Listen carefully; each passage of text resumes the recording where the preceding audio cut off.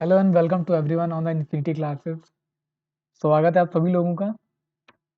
तो जैसा आपको पता है कि दिस इज मी विमल और आज हम बात करने वाले हैं स्कूल्स ऑफ साइकोलॉजी की, मनोविज्ञान के संप्रदाय।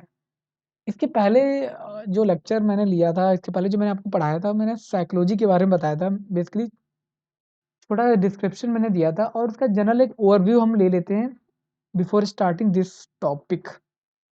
तो मैंने बताया था कि साइकोलॉजी क्या होती है। अगर 16 सेंचुरी के हिसाब से देखें तो उस समय जो थिंकर्स थे उनका मानना था कि साइकोलॉजी क्या है, दो शब्दों से बनी है, साइकी और लोगस। इसमें साइकी का मतलब होता है आत्मा और लोगस का मतलब होता है स्टडी। तो अरस्तु और और भी जो थिंकर्स थे उनका क्या मानना था कि साइकोलॉजी होती है आत्मा का अध्ययन होता है। उसके हिसाब से जब आगे हमने मूव किया कि 17 सेंचुरी में उसको मन का अध्ययन कहा गया और 18-19 सेंचुरी में चेतना का अध्ययन कहा गया और 19 सेंचुरी में लास्ट में व्यवहार का अध्ययन कहा गया। और स्टिल अभी जो हम पढ़ते हैं ना, वो साइकोलॉजी व्यवहार का ही अध्ययन पढ़ते हैं। अगर क्वेश्चंस आपका आ जाता है तो आप सिंपल व्यवहार को ही टिक करोगे। तो इस चीज़ों के बारे में हमने छोटा सा ओवरव्यू देखा था उस समय। और आगे हम आज आपको जो टॉपिक स्टार्ट करने वाले हैं, बेसिकली स्कूल्स ऑफ साइकोलॉजी मतलब मनोविज्ञान के कौन-कौन संप्रदाय थे। बहुत सारे संप्रदाय हुए जिन्होंने अलग-अलग स्कूल से रिलेटेड अपनी थ्योरीज़ दी। अलग-अलग थिंकर्स का कुछ-कुछ अलग मानना था। किसी ने कहा प्रकारवाद, संरचनावाद, है ना? संपूर्णवाद, व्यवहारवाद और मानवतावाद। इन सब चीज़ों के बारे में हम देखेंगे। चलो स्टार्ट करते हैं। चैनल को दोस्त अगर लाइक सब्सक्राइब ना किया हो तो ज़रूर कर दीजिए और शेयर तो आप ज़रूर किया करिए। शेयर कर दें तभी कुछ अच्छी वीडियोस मैं ला पाता हूँ आपके लिए। तो आई होप तो आप चैनल को बहुत अच्छे से शेयर करेंगे और प्लीज़ कमेंट सेक्शन में अपने थॉट्स और विचार ज़रूर लिखा करिए कि आप इन्फिनिटी क्लासेस के बारे में क्या सोचते हैं, आपको कैसा लगता है ये।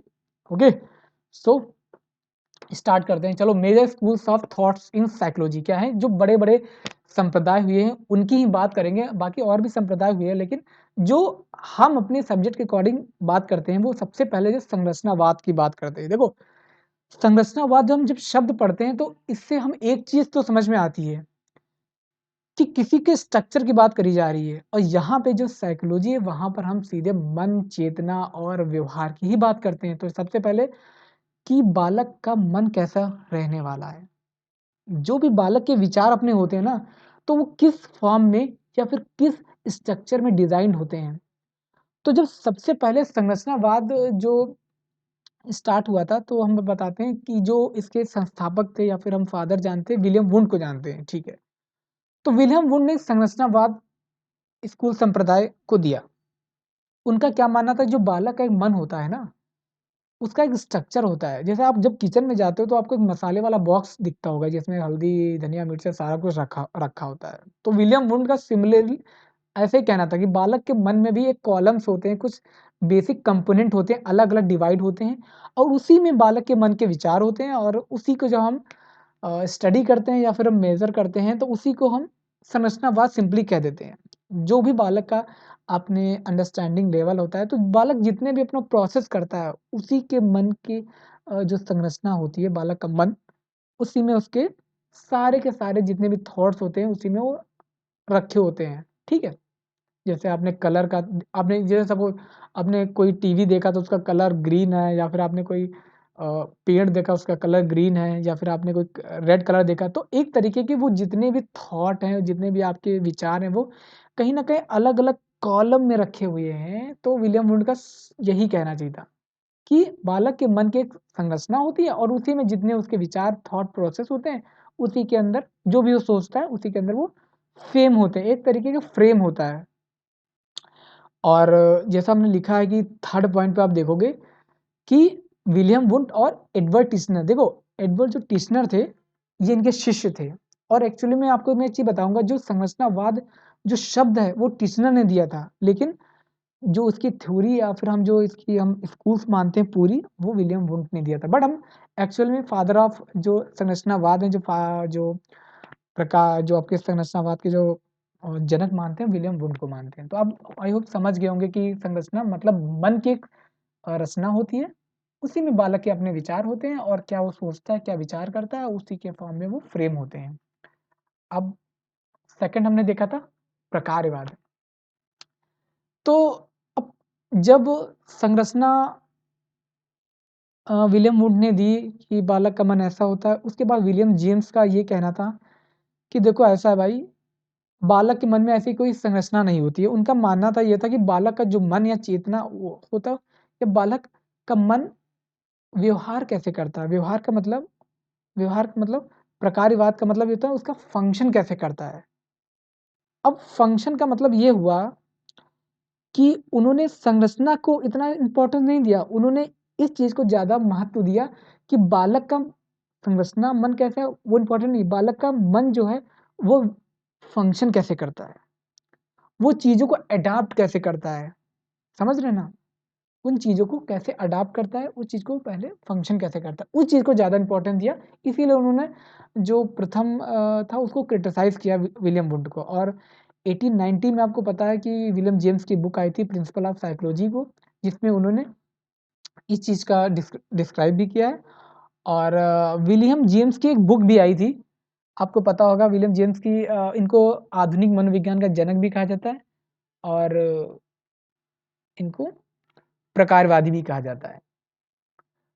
तो इन्होंने क्या किया, बालक के मन का जो है फंक्शन कैसे करता है, इस चीज़ को ज़्यादा इम्पोर्टेंस दिया। अब सारे थिंकर्स आते रहे, अपनी-अपनी थ्योरीज़ देते रहे और जो भी थ्योरीज़ आती थी वो कहीं न कहीं पहले वाले थिंकर को क्रिटिसाइज़ ही करते थे। क्रिटिसाइज़ का मतलब देखो, ऐसा नहीं क्रिटिसाइज़ का मतलब लड़-मर जाते थे, ऐसा कुछ नहीं होता था। सिंपल ऐसा होता है देखो, अपने-अपने थ्योरी थिंकर जो होते हैं अपने-अपने विचार रखते थे और कुछ ना कुछ इसमें अपडेट करके एक नई थ्योरी रखते थे।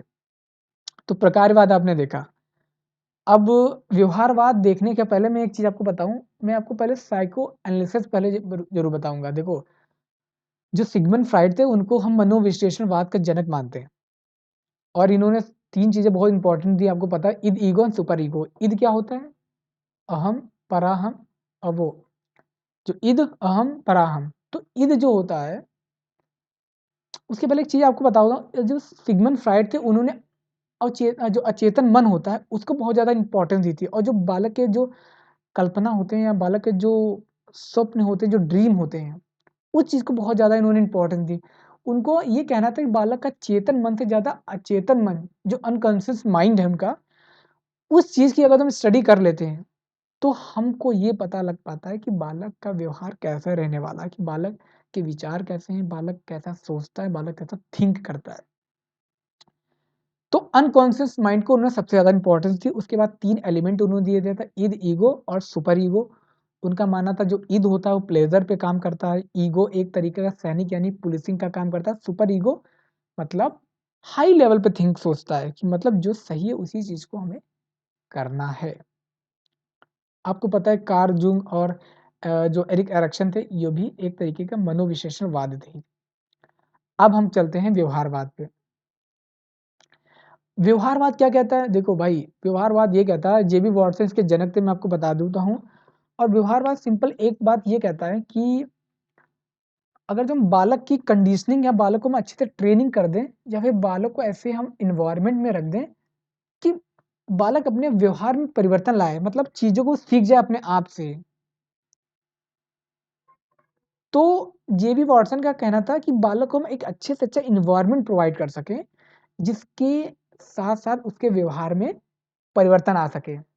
इस चीज़ को जेबी वॉटसन का मानना था। तो एक ऐसा एनवायरनमेंट प्रोवाइड करें, क्योंकि अ, हम मुझे लगता है कि बालक जैसे जब चीज़ों को एक्सपीरियंस करता है, जब बालक चीज़ों को देखता है, तो उन चीज़ों को ज़्यादा सीखता है और एनवायरनमेंट में रह करके और उसकी ट्रेनिंग दे करके इन चीज़ों को ज़्यादा वो चीज़ों को करता है। जैसे जेबी वॉटसन जो थे उन्होंने अपनी शायद बच्चे पे एक्सपेरिमेंट किया था जिसका नाम था लिटिल अल्बर्ट था। मतलब उन्होंने क्या कहा था, एक उसको एक आई थिंक व्हाइट कलर का जो एक टॉय दिया था और जब भी वो टॉय को टच करता था उस खिलौने को, तो एक अजीब-सी साउंड प्रोड्यूस होती थी, तो बालक उस साउंड से बहुत डर जाता था।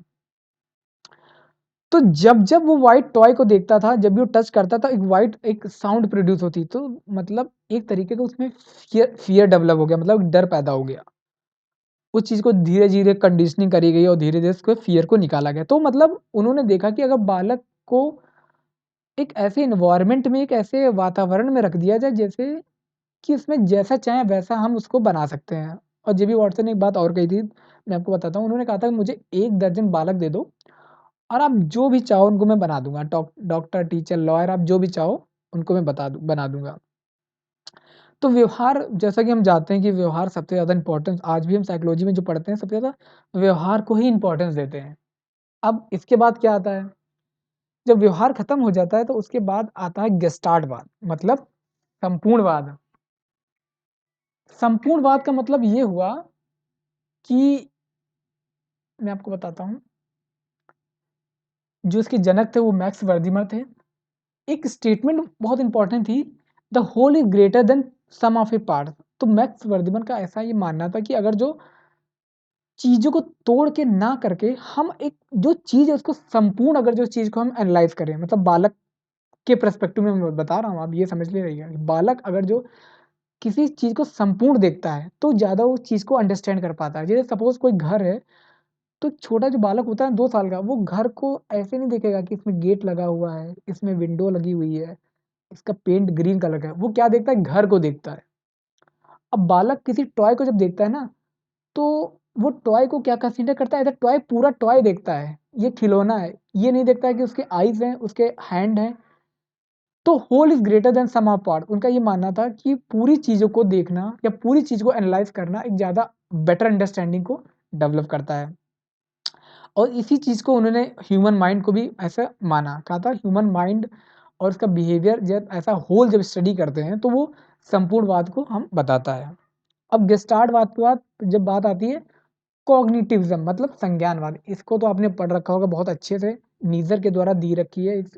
इसके बारे में बात किया, जो स्कूल्स ऑफ संप्रदाय ये है। उसको नीज़र आई थिंक, आप इस चीज़ को क्रॉस चेक कर लीजिएगा, बट अलग-अलग बुक्स में अलग-अलग, आप जब वेबसाइट पे डालेंगे तो संज्ञानवाद को अलग-अलग इसके जनक बताया गया है। इस चीज़ को आप देख लीजिएगा।